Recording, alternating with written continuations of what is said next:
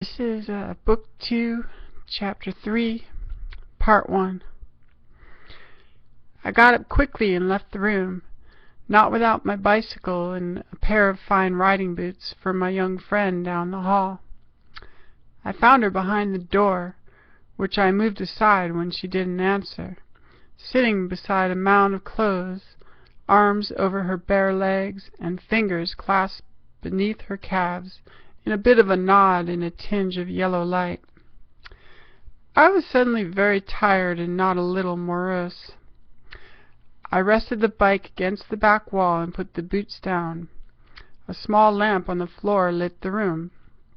There was a dresser with one drawer, a mattress with more clothes piled upon it, and some empty pill bottles lying about.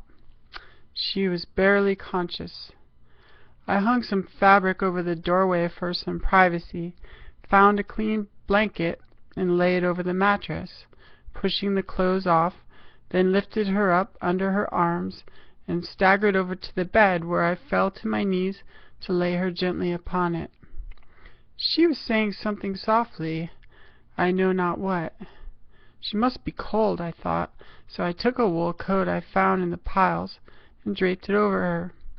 She turned sideways and rested her head on her hands. I lay down beside her and fell easily to sleep. In the morning the light woke us, and she was startled, come between worlds, and rose quickly, then felt the pain in her foot. She pulled up and lost her balance, and fell back on the mattress for a soft landing, stretching the pale of her neck and face toward me to see who I was. She must have been no more than 20. And I immediately saw in her green eyes the peculiar light only we have, kindred deluxe.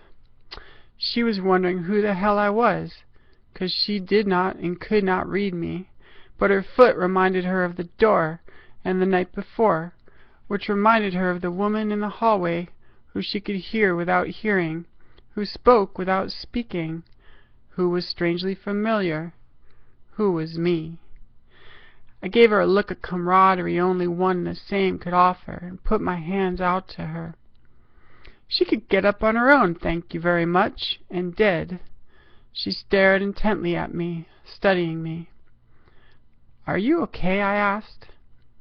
She let me know without speaking that no, she was not okay, and if that wasn't the dumbest question anyone had ever asked her, what was? I'm sorry, I shouldn't have come here, but I sort of thought you needed a friend. In the awkward silence that followed, she gave me her name. I was asking without asking, and she softened a little, and I told her mine, and she told me hers. Kell.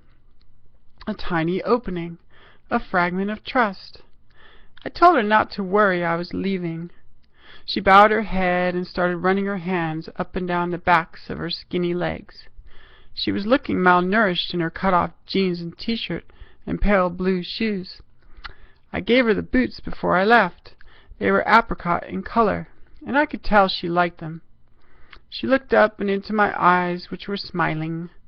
Poor young sister in this dark place. She didn't know what to think. Listen, sweetie, if it's okay, maybe I'll come back and visit you sometime. She said nothing, and I left. But as I walked down the hall, she yelled without yelling, "Thanks."